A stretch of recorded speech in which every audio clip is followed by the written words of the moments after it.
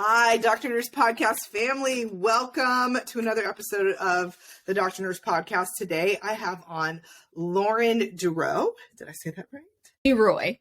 Duroy. And she is the owner, CEO, lady in charge of NursePrac that she started in 2021 after hitting rock bottom in nursing. And she was a full-time nurse practitioner. She's got a bunch of really cool courses for people to check out. Time Hack, Warrior, Energy Rockstar. She's got a lot of things that I know she can help people become more efficient at managing their practice and helping you create side hustles as well. And I'm just really happy to have her on today to talk about courses, evergreen platforms, things of that nature, because guys, this podcast, I really want to start focusing in on helping you guys develop that stuff for yourselves. And so trying to get on people on the podcast to talk about these things are a priority. So first off, welcome, Lauren. I can't wait to hear about everything you're in and share everything that you've got going on. Welcome. Oh, thank you, sister. I'm so excited to be here.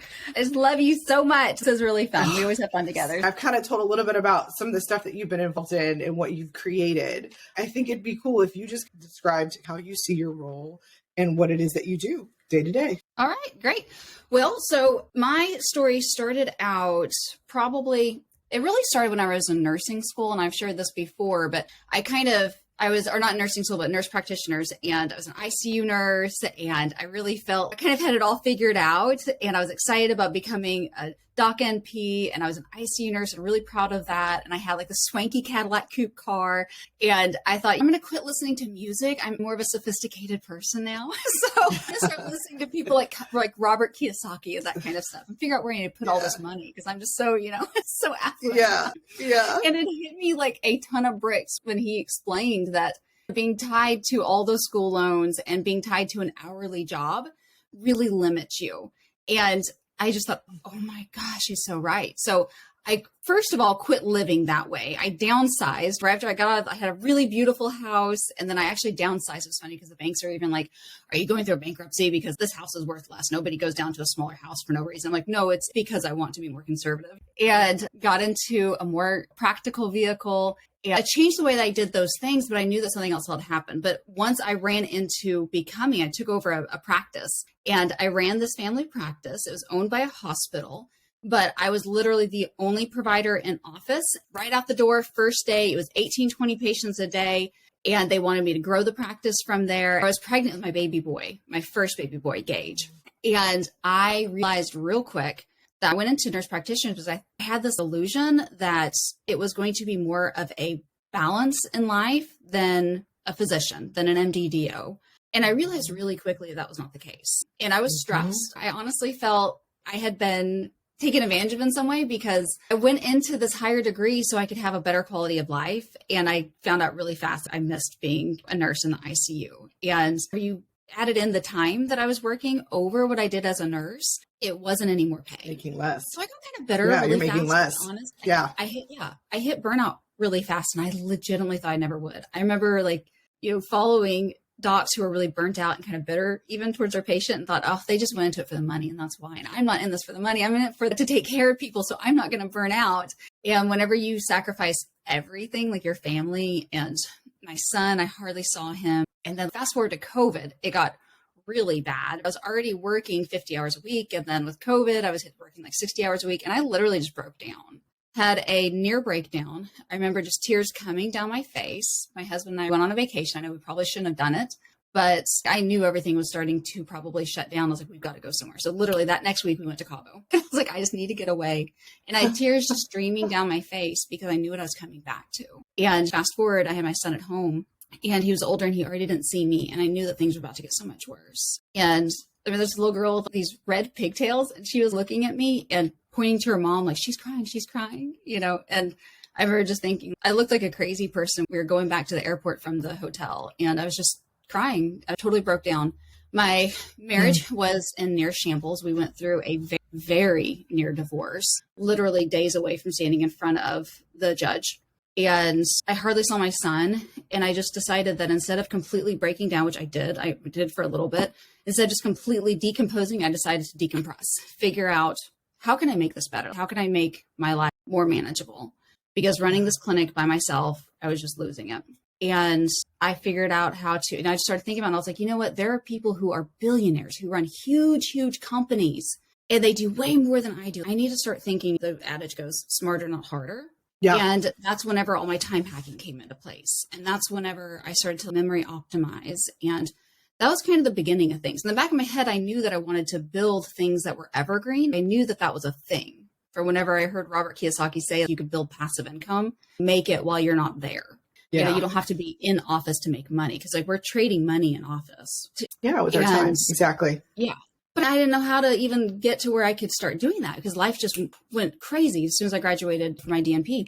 So I decided it's time. It's literally now or never. I'm just going to give up everything, or I'm going to just figure this out. So I started figuring out how to learn faster, how to read faster, how to memorize things, how to be able to get through charts faster, change my conversations where I could talk to somebody and like pivot that conversation in a way that they felt heard, so I could kind of get to the next person.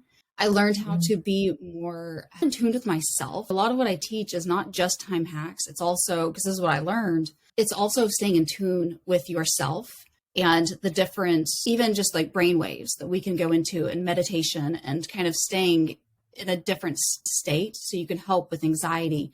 The less your anxiety is, the better you can think, the more you're going to get done. And it just, it's not just a one thing that can fix everything.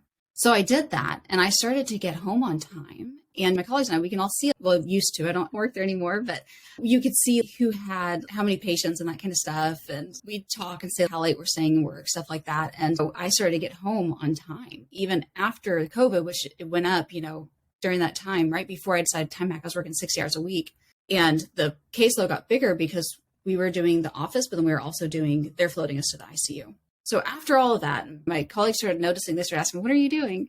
And I was like, okay. So I started sharing. And then that's kind of how my Healer to Home program got brought. And then people wanted to know, okay, so, because then I was like, okay, cool. I started doing that. And I started turning into evergreen passive income. And then people wanted to know, how do you do that? So then I started building that out for them and teaching them. And that's really how it kind of grew. And then I started NursePracPreneurs, coaching other women and getting time hacked. But then also, one of the best ways that you can time hack is to hire out for the things that doesn't pay you back. So I started hiring for laundry and dishes and that type of thing. So I started helping my people with that, like teaching them how to build side incomes like that are passive evergreen systems. And then I was just having a meeting with my girls one time, and I was telling him how I was like, well, I'm treating this patient, you know, I was still working in primary practice. And I said, well, this one patient that I'm treating, you know, functional, because they don't like medicine at all. And they're like, you do functional medicine? I'm like, yeah, I've done it forever, like for 40 of the time that I've practiced. I was really surprised that people in rural Oklahoma actually wanted it. So I'm like, yeah, I've done tons of courses throughout. So then that's how my functional medicine course came back. So they're like, well, teach us. And I'm like, okay, I will. So everything that I've, you know, built has just been because other people were saying, we need this, we want it. So that's just how it all, in a very short nutshell, how it all kind of transpired. So that's really, really cool. Like you said, one of the things that I see reverberating in all these entrepreneurs and nurse entrepreneurs is that they are creating the solutions for other people's problems. And so as people are coming to you and just saying, hey, this is a niche, this is a hole, this is a gap, this is something that needs to be filled, you stepping in and filling that gap creates passive income for you, especially if you're able to develop courses and these types of things, that then you can go ahead and let that just continue to make money on its own, which is one of the things that I've really wanted with the podcast, is to provide opportunities to give nurses a business mindset, to give us the mindset of how can I create something from what I know already, help adjunct and support my nursing salary so that I can then determine how I want to live my life, right? Because we are only given one life, and to spend all of your life, which is something that all my listeners are like, here she goes again, because it's true, to spend your whole life and to miss it so that you can work. That is not living. That is just called existing. That's called surviving. That's not thriving. And that's not what I want for nurses. I want nurses to hear, if you're in that spot where you're on the brink of divorce, you haven't seen your children, you are just sitting in Cabo, which is beautiful, and you're sobbing, there is an option for you. And so that's really what I want to bring light on to today. So what would you say is kind of the hardest part of owning your own business? And what would you say that, I know that you recently stepped away from your nurse practitioner job to stay home and be more present with your children. Because again, I think you just kind of learned like that was really not okay to not be there for the first one. I can't do that again. So you made a change. But I was watching all of your Instagram stories as you were walking through that process. It was really cool to see you do that. It was really inspiring. So what has been the hardest part of owning your business? And when did you decide, again, you said back in 2020, it sounds like that whole pandemic kind of brought about this business. When did you decide, okay, it's time to launch out on my own and really give my full heart to this? I think probably whenever, so let's see, our first question, the hardest thing about being a nursepreneur is really just holding the belief. I had a lot of everyone does though. Every single person that I work with, every single person, I've now worked with some of literally some famous coaches. And even them, they will tell you that you'll literally look back and feel like that imposter syndrome, or I don't know, like, there's no way I can do this. Like, I can't do this. Losing faith can be kind of, and it's a never ending thing. It's never ending battle. You always have to kind of invent yourself and reinvent your mind and know that you can, which that's biblical, right? The Lord always wants us to be doing that. So that's not something that we should be shocked by, but just remember in your mind that you could always do this, because it doesn't ever go away that you feel like I can't do it. Like you'll be really pumped or really amped and excited. You're like, I can do this. I can go for it. And then literally like you could have, I remember like the first time I hit my first 10K day, the next day, I was like, wait a minute, I don't know if I can do this. I don't know if I can do this. I was in the process of considering to leaving my job as a practitioner. And I'm like, I don't know if I can do this. And my husband's looking at me like, do you see what you're doing right now? Yeah. But I don't know. Like, I don't know that I can. So I think that's the hardest thing. Like just really and truthfully. And I say that very transparently, not because I don't have faith in my systems, not that I don't have belief in what I do, but I see that across the board. I see everybody feel that way. And especially when you're hitting milestones, it's really, really easy to back down and be like, no, I can't do this. I can't do this. I'm not the right person. This is the fluke. This is totally a fluke type of thing. Yeah. Yeah. I think that's the hardest part. Where I decided to fully go all in, it was probably after so I didn't just do this. I didn't just learn everything 100% alone. I invested in a coach. And now I share how much it was. For the longest time, I didn't even tell my husband. It's really funny because he found out because he was like, oh my gosh, we've made whenever I first started my business, we've made a lot of money. We're going to be hit by taxes, not a lot, but we make good money. Yeah. And I was like, I think we're going to be okay though. I think we're okay. I think that I've spent enough to write off. And he's like, what did you do? And I didn't tell him yet how much I spent on my business coach because it was like $8,000. And yes, but that's why I was able to scale so fast, because I learned legitimate tactics. Yeah. And that's why in 3 months I was hitting the 10K, and then 6, it was 20 and all that. It happened because I invested. That was for sure, though. I went all in yourself. Whenever I was, on myself. Yeah. And I had to, because then I had this it was like bigger than my mortgage payment to pay back, because it's not put off on 30-year note. I had to pay it off. And I joke with my coach all the time. I would say, I had the money to pay you that first month. But then after that, I was like, I don't know what I'm going to do, because I signed this contract and I'm like, I don't know that I can pay it. So it put my back up against a wall. And I was like, all right, Lauren, every single morning I woke up because I was like, I can't do this to my family. I can't rob my family of this. I've got to do the lessons. I've got to implement the things. And that was whenever I went all in, for sure, because I was terrified. I thought there's no way. I remember talking to her. I was like, can you just get me to match my NP income? Because I can be free at that time. And she was like, yes. And I was like, don't know that I believe you, but I'm going to give you this money anyhow, because otherwise I will back off. And I was like, will you take my card right now? She's like, yeah. It was like the easiest sale ever for her, because I was just like, okay, just do it right now, because I will not do it. If we get off this call, I will not do it. I knew that I wouldn't. And I did. And then I literally had instant regret, because I was like, this is a huge investment. We did not have the money. You know what I mean? It was like, literally, I didn't know how I was going to pay it the next month, because I didn't have, it was a $1,500 payment a month. And I was like, I don't just have that sitting around. I didn't at that time. So that was for sure me going all in, that moment right there. Yeah, that's an all-in moment. That's really cool. And again, what I love about that story is that you just placed the bet on yourself. And I think so many more nurses are afraid to bet on themselves. It's so easy to just go for the sure thing and to just pay your penance and row the boat. And I'm just going to keep rowing and it's fine. And even though you're getting tired and you're exhausted and you don't want to row the boat anymore, you're sick of the boat, it's easier than I'm just going to take a bet on myself and give it a shot. I think it's good to hear those stories, because when people hear she was scared and she did it anyway, me too. And that's how you know you're living because you're scared and you're doing it anyway. 100%. Yes. 100%.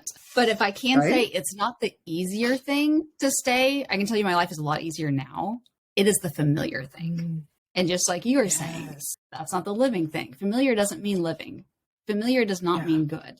It doesn't mean that you're living in your purpose. Because, I mean, even if we look at Moses, he was terrified, right? He was terrified when God was like, no, do this. And he said, no, but I can't.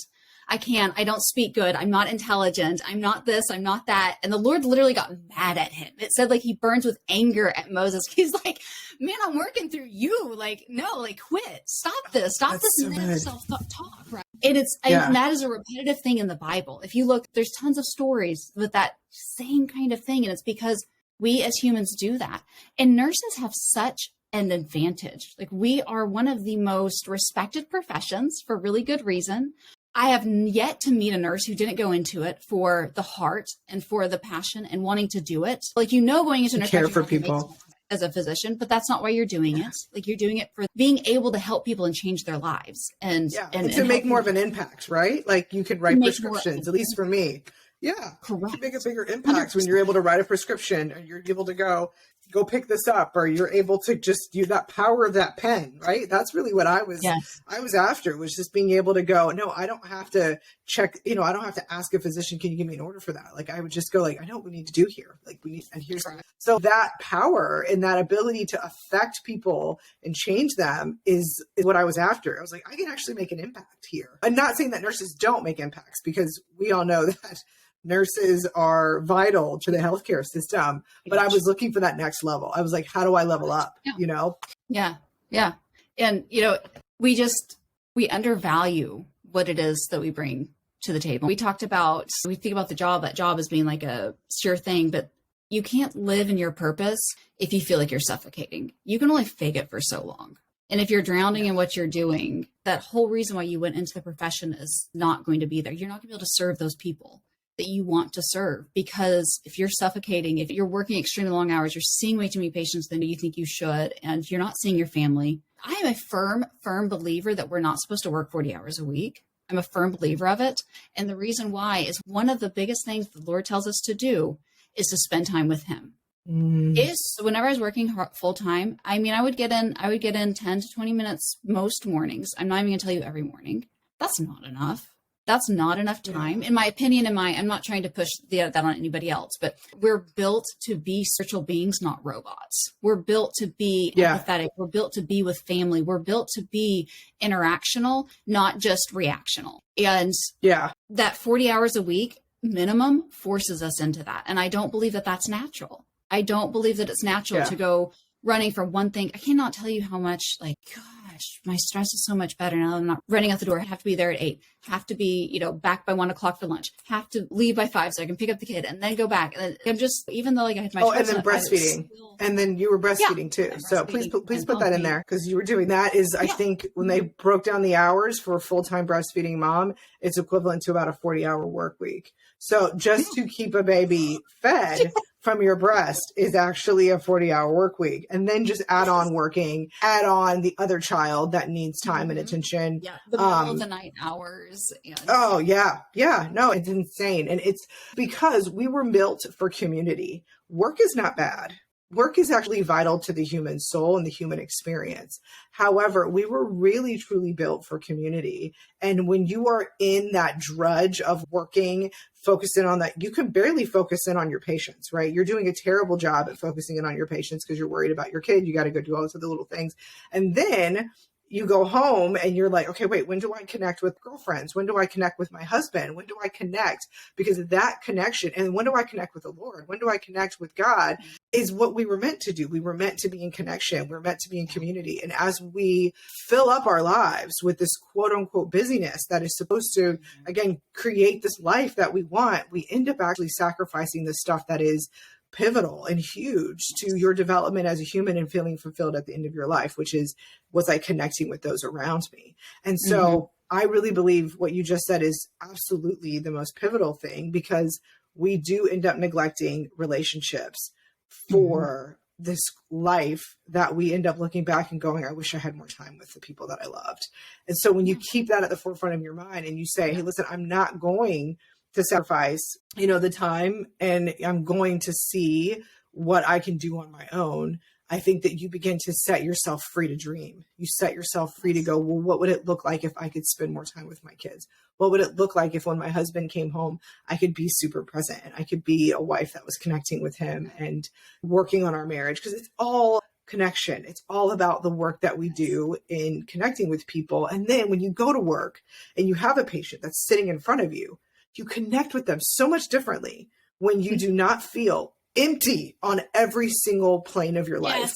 You do look at them in your eyes and you go like, how are you? And I have patients tell me that today. They're like, I haven't had a doctor or a nurse practitioner talk to me the way that you do. And I'm like, I literally tell them, if I didn't like what I did with my time in clinical practice, I would not be here. I enjoy this time with the people that I take care of. And it comes out, it oozes out of me. Yes. And I'm like, okay, I can be fully present in both spaces. And that I really feel like, even if I only did 2 days a week and my lifestyle looked different between you and me, Lauren, I feel like that is more fulfilled than having all the other stuff that would be with full time and be missing out on all the connection piece. And that's what I really want people to hear, is that I think that's what fills your soul up, is the connection, is the community, not so much the consumerism stuff that we are made to believe we need in order to be happy. Yeah. I just got on a really long soapbox, but I just wanted to say that. No, totally true. Like, mic drop, because it's completely true. And the catch-22 on it is that here's this weird, especially as females in medicine, not trying to just cut out males, but females, we get the little catch-22 of, but now I feel guilty because I'm supposed to be this provider. I'm supposed to bring home this income. We get this catch-22 of, oh, you're not with your children all the time, but at the same time, oh, so you're not working now, they're not a certain age or whatever it is.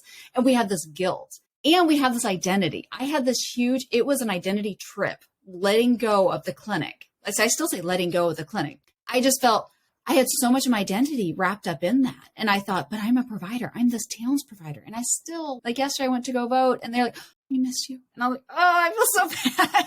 You know what I mean? Like, I'm like, I miss y'all too. I was like, that baby is just so addicted. And they're like, oh, we understand, and it's 3 women and they totally, like, they love me and I love them and they understand, but I still feel guilty because like I was the first provider they've had that's been like here and like ingrained in the community and everything. And it was my dream and it was my identity and I loved every bit of it, but it's incredible whenever you start living in a purpose. You have an identity that you don't even know exists until you fully decide to step out into it. Yeah. And we were talking about that. Yeah. And I think for the listener, that's like, okay, so wait, what are we talking about identity? And what I'm thinking about is that identity looks different for everyone. That can be full-time work for you if that's what it is. Sure. Or it can be for the mom that's like, listen, I don't like this feeling of guilt, of constantly feeling like I'm running. Some women 100%. Love that. They get off on that. That's their thing. They're like, I love being absolutely amped. I love being crazy. That's what I like. Okay, good for you.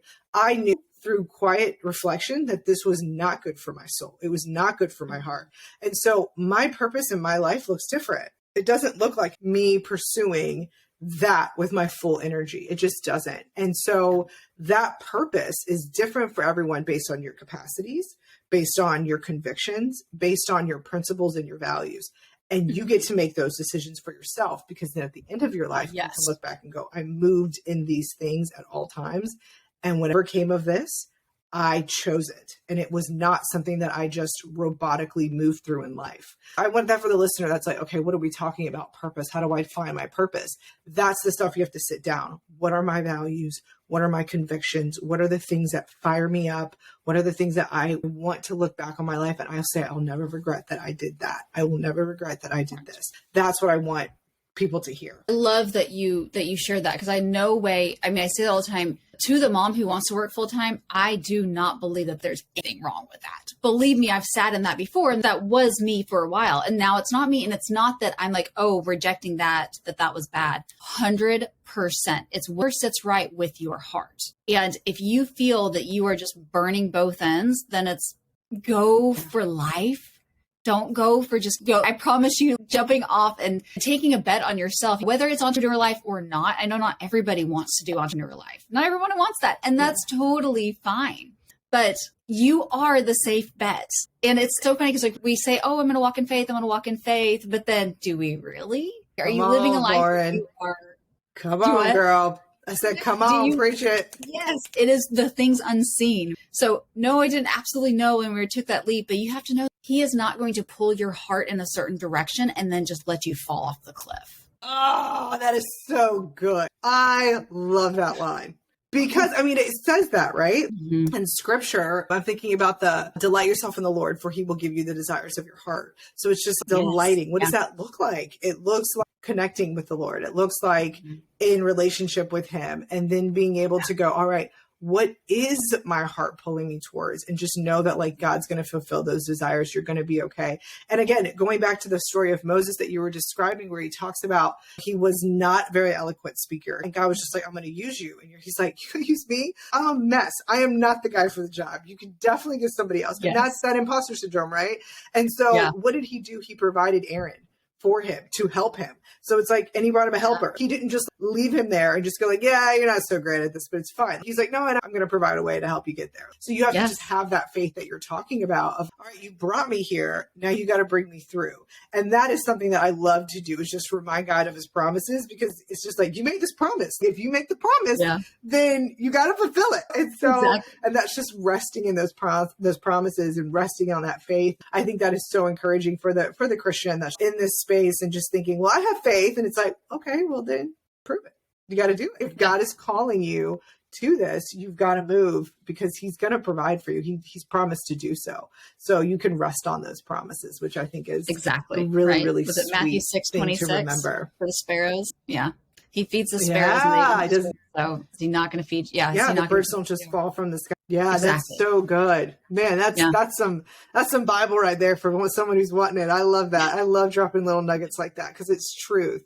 Yes. And you have to, at least for my life, that's the truth that I lean on. So what would you say, and I know you've talked a lot about evergreen, and that's one of the things I wanted to touch on a little bit today, as well as we were talking in this conversation about one of the things that in your business, if you could keep that going, I know you talk all the time about evergreen products and how that's been a huge proponent of your business. Could you kind of describe to my listener that's like, okay, what is that? Kind of what that is, how to develop it, and how to grow it. Sure thing. So evergreen pretty much means that nothing is, and people will say this to you, it's not 100% true. Set it and forget it, right? You've probably heard that. I mean, it's true to a large degree, right? It's, you set it, and then I always say, like, you set it, and then you like semi-forget about it, but you kind of tweak it. So that makes it evergreen. So these like courses? I have courses, I have books. It could be, you could be doing affiliates. Like, you don't even have to be, it doesn't have to be your own courses or you're building your own stuff. It could be affiliate work. What I always tell people is, finding those blue waters, even if it's red water. So again, let's explain that a little bit more, because that's lingo, right? Yeah. Blue water means that it's not very competitive. There's not a whole bunch of everyone, I'm not trying to put anything down. I used to be an online wellness coach for a big business. I probably won't say the name just because I don't want to be rude to anybody, because I do still love all the products and stuff, but I don't do that world anymore. Oh, I lost myself thinking about talking about blue waters. Yeah, blue water. So that's like I don't want to just, that's a pretty red water. You know what I mean? You can get to a place where you can identify, okay, that person sells this. Oh, that person sells this. And it's like instant, kind of like brakes on it. They're gonna spam me. Yeah. And I'm not trying to, I don't want to pay, it can be done the right way. I'm not trying to put anyone down, but that's kind of a red water. Like, we see that, you know what I'm saying? Like, we see somebody who's selling those products. Like, that's kind of a red water. You already kind of see it going on. A blue water it's something that's not saturated. It's something that people need. There's a high need for it, but there aren't every one of their dogs selling it. You know what I'm saying? Gotcha. So you can have those blue waters, but you can find a blue water niche even in red waters. What I mean by that is, like, red waters, there's really high competition and there's a lot of people doing it. Therefore, it's kind of, cutthroat, like, I think where the analogy comes from in red waters. And it's harder to, like, you have more people to compete against, even if there's a high demand. But if you niche yourself out, if you in the right way, people say niching in the wrong way all the time. It's not just, oh, I'm a dog mom or I'm a boy mom. That's not niching. Niching is, what is the specific problem that needs to be solved that is not being addressed? And that's where we think that, we have this illusion, and I'm not going to go down a conspiracy road on you or anything, but I feel like there's this illusion that having a job is like the secure thing, when it's really not. You're betting on that CEO, whoever you work for, knows how to run their business, whether it's a hospital or not. And the thing about it is, if you're always finding, you have, everyone here has the World Wide Web. You can do your research, find out where that need is, that it's not provided. You will never go broke. Like, you can always find something. And then by evergreen, we mean that, it's set up like you don't have to ever message them. Like back when I was in MLM world, I would message somebody and I would tell them about my product, and I would do the whole thing and the whole skit and everything. And I'd have to, I really did it because I had a huge passion for health and wellness. I honest to goodness did. I really wanted, that was my dissertation was over this, like helping people make changes in health. Like that was my passion. There was no doubt that I was passionate about what I was doing, and I loved what I did. And I 100% believed in changing lives. And my girls that I'd helped that time are still on their health journey because of that. But I'd have to message them, and it took a lot of time. It took time away from my family. It took, me being stuck in my phone, looking down at my phone the whole time. And evergreen means that somebody can, get help from you in a course, or they can do whatever just by, they search, they find it, and then they enroll themselves. But the enrollment part is where, we could also have a whole nother conversation, because it's, getting that conversion is sometimes not just as easy as setting it up and just happening like magic. Did I describe that well, or did I get way too many different directions? No, you did. No, you're good. No, you're good. And so I'll just summarize, because I think maybe for someone that's like, okay, wait, so what's going on? So basically, evergreen is creating products that people can find and purchase, and you don't necessarily have to go, here's my stuff, let me try to coach you through it, let me try. But there might be a level of consultation. You might have to have someone like hop on a call with you to talk, and if they want to ask questions about, again, depending on how the price of the product. Correct. Yeah, it usually depends on the price point. Right? Yeah. So if you got a $20 course out there, I was just going to say, if you have a $20 course out there, you're not hopping on calls. You just buy the course for $20 or you don't. But if you're asking someone to pay you $3,000 for a course, then you might want to go ahead and hop on a call, because people are going to be a little more apprehensive to hand over that amount of money. So again, evergreen is just creating things that, courses, books, things that don't necessarily require you to promote, that people can find, and that you can easily sell with a click of a button. And then all of a sudden now you've got, income. And so another thing that I was thinking when you were talking was like an Etsy shop, right? Creating digital products. It's something that my girlfriend and I have been getting into recently, because again, we don't necessarily want to make a ton of stuff. We don't want to spend a ton of time outside of our families. And so we were like, what can we create? And it's digital products, so people can just click and download. And that's just kind of that same process. Go ahead. It gives you that freedom, because I remember the first time we were on like a little mini vacation in the city. Like, just, it wasn't vacation at all. We live in a small town. We went into the city and like stayed in a hotel. It wasn't a vacation at all, but we were just kind of out, like just getting out of town for a little bit, I guess I should say. And I woke up, and the first time I had $300 deposited in my bank account, I was like, what? I didn't do anything. Like, what? And I did, like, I set it up, right? But then it repeats. That's amazing. But then it repeats, so it's like, it's a front end work of, however, like that specific product took me about 2 weeks to build out. But then after that, it's evergreen, right? Like, it's out there and people can purchase it, and they can enroll themselves. And that's where, like, you can get the passive income. And that's why you can, there's so much out there, and the medical minds, every single medical mind listening to this, your medical mind is a gold mine. You have things that people want. Even if you're like sitting there like Moses saying, no, I can't do this. I can't do this. Yes, you can. Yes, you can. As a matter of fact, the Lord he loves to use the underdog. Like, that's his thing. So if you feel like an underdog, awesome. You have another edge on top of being a nurse or a practitioner. And it's literally just, you can go anywhere with it that you want, and you can literally live out a passion in helping people. And like you're saying, like, sometimes you might jump on a call, but even if you jump on a call with somebody, it's just like a little bit of your time. And usually that's like the 2,500. If we want to get down to, it's usually the 2,500 up mark, somewhere in that range, then you might jump on a call or something like that. But then even then, your courses can still be evergreen. They can still just be, people will just purchase it. Yeah. Yeah. You don't have to sit there and like reteach every single week. Yeah. absolutely. Yeah, that's really, really cool. And I think one of the things about those different arenas is just making sure that you're known, right? So that's really where the marketing and the other aspects of business, I think, become a little bit more cumbersome for the nurse, because we just don't have that experience in our training. We don't get trained on how to market ourselves or how to sell business and things like that.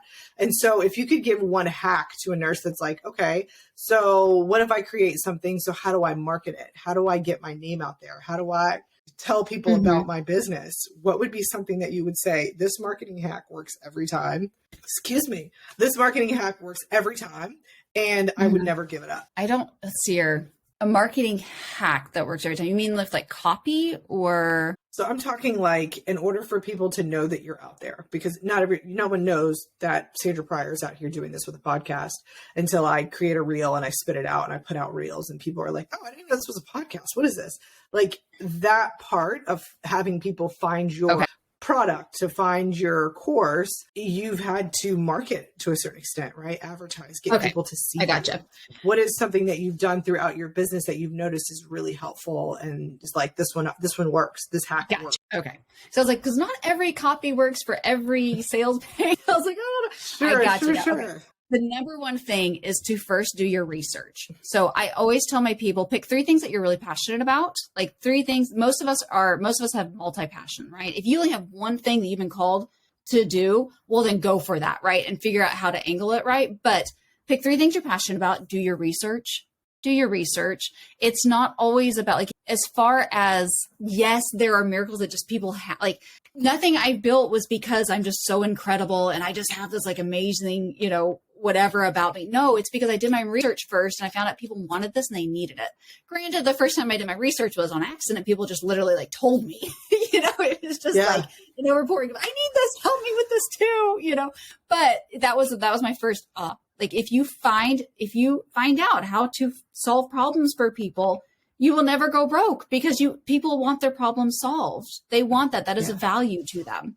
So do your research. This is probably, I don't want to be too technical, because I don't want to scare people away, because it's really simple, but it can be. So AREFs is one way, like, you can do your own research. I'll give a few ways so you can kind of do your own research. One is AREFs. So that's an online, and it shows like, what are people searching for and where's the competition there? And it gives you those numbers. Yeah. Now there's a little bit more to it, but that is an awesome starting point for anybody. And then you can say, okay, I'm really passionate. These are the 3 things I really want to change lives with, that I know that I'm called to help with. Most of us have more than one. Most of us have a hard time narrowing down to 3. So, but which one of those doesn't have a lot of competition? And then you can get traction going.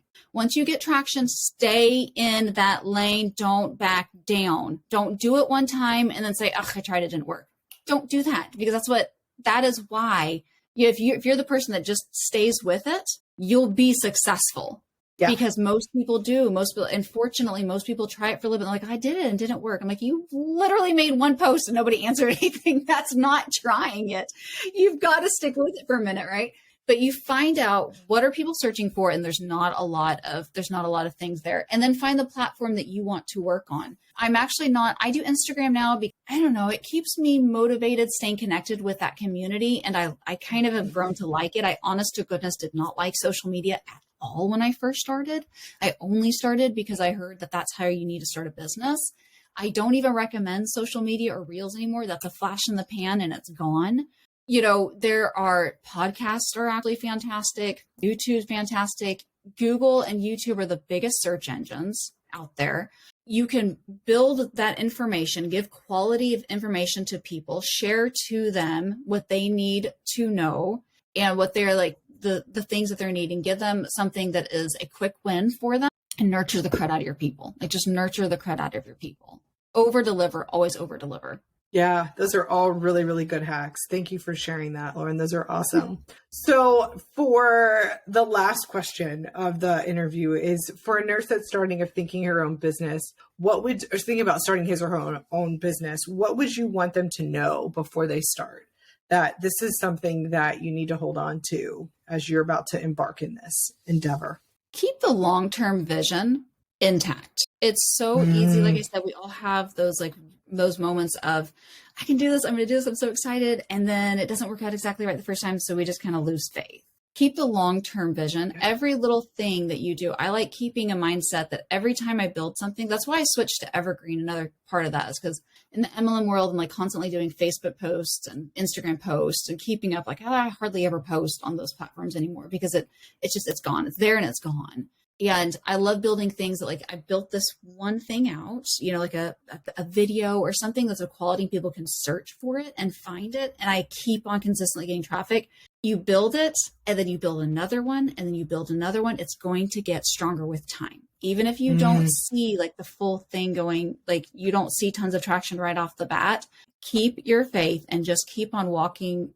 Okay. So that brings me to another thing, honestly, that I would probably say is that difference on, am I forcing something or am I being called to do this?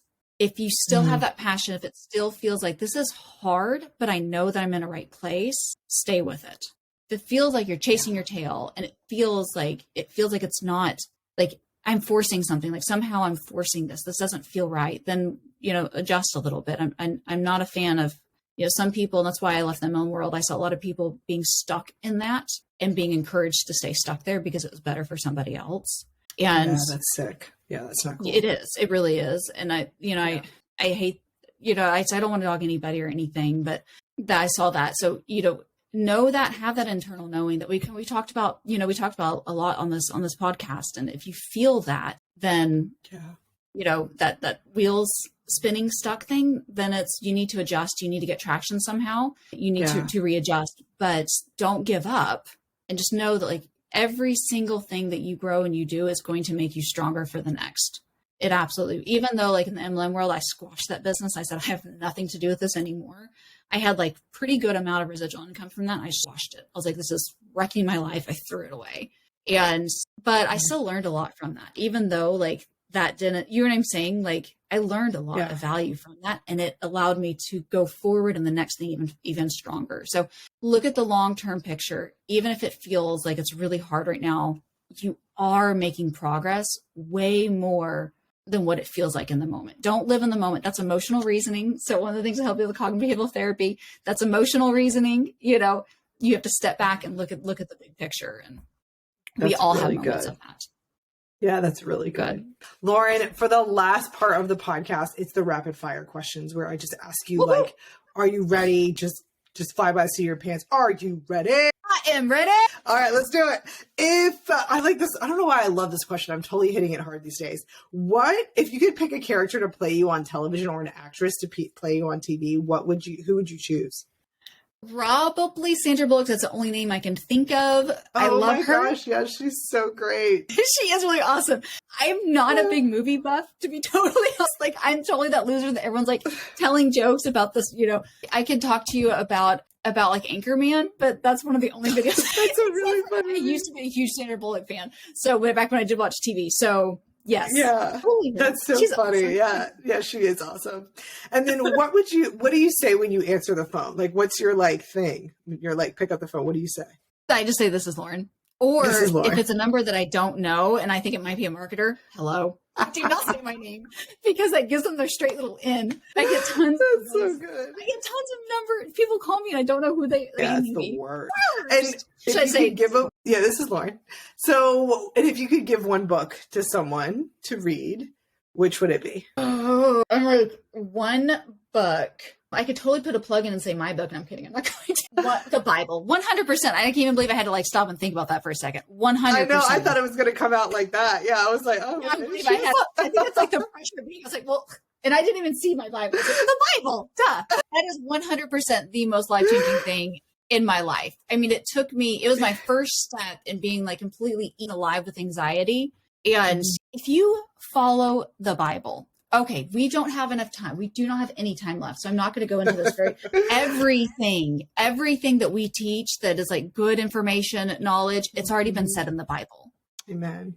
Yeah, it already has. And it's hard for us, for our human minds sometimes to see the multi-dimension of the Bible, and the Lord has multi-dimensional vision. Like he sees every angle. We only see the 3-dimensional what's in front of us. There is so much more to even the life that you have in the present where you're sitting right now that you cannot see, but the Lord can see it. He has seen it and he's given it to us in that book. Yeah. Yeah. I love. Yeah. I could go on. I love it. I love what you're saying right there. And again, one of the things I was going to say was there are 31 chapters in Proverbs, and it is a book on wisdom. And so what I love so much about that is that there are 31 days in most months. And so Jesus literally put 31 days of wisdom that even I just read sometimes just a proverb a day, and I just pick the day. So it's the 14th of November. I just read Proverbs 14 and I'll just read through that wisdom. And it's always something that I walk away with and I'm like, I've read this 100 times. And today this part stood out to me. And so again, I agree with you. It is the most, it is the best gift you can give someone is the truth of the Bible and the truth of God's word. And it's people repackage his words and sell them. And they like to make it sound novel, and it's just not. He's been a pretty steady message from the beginning. So I 100% agree. Very good. Well, Lauren, where can people find you if they're looking, hey, I know I want to see what she's offering. I want to see her functional medicine course that's accredited, and people can get CMEs from it, correct? 48 hours of CME you get contact hours. Launching the functional medicine. That I'm aware of. Yeah, that you can get contact hours through it. Yeah. Yep, absolutely. Tell people where they can find you. Yeah. So if you want to reach out and chat with me, it is me. It is not, some other like random person that I've hired on Instagram. It's me. You can always reach out to me at dr.lauren.dnp. And you can also in that link, but also you can go to, it's a bit.ly link. Yes. I'll put it in the show notes. You gave it to me. Yeah. And I think it's bit.ly live the free life freebies. I think that's what it is. But yeah, we can add to the show notes, and then they can get tons of free stuff. And I don't ever spam anybody. One of my biggest pet peeves in life is getting tons of emails. I don't like using that word. I very strongly dislike tons of emails. So I never spam me or anything like that. Yeah. But bit.ly/live the free life freebies. And that should also get them there as well. Mm-hmm. Perfect. I'll link that, like I said. And thank you, Lauren, for your time today. Thank you for your energy, for your truth, for, just sharing where you are and what you're a part of. Thank you. Wonderful. Thank you for having me. Guys, and thanks for listening to the Dr. Nurse podcast today. Guys, enjoy the journey of your careers.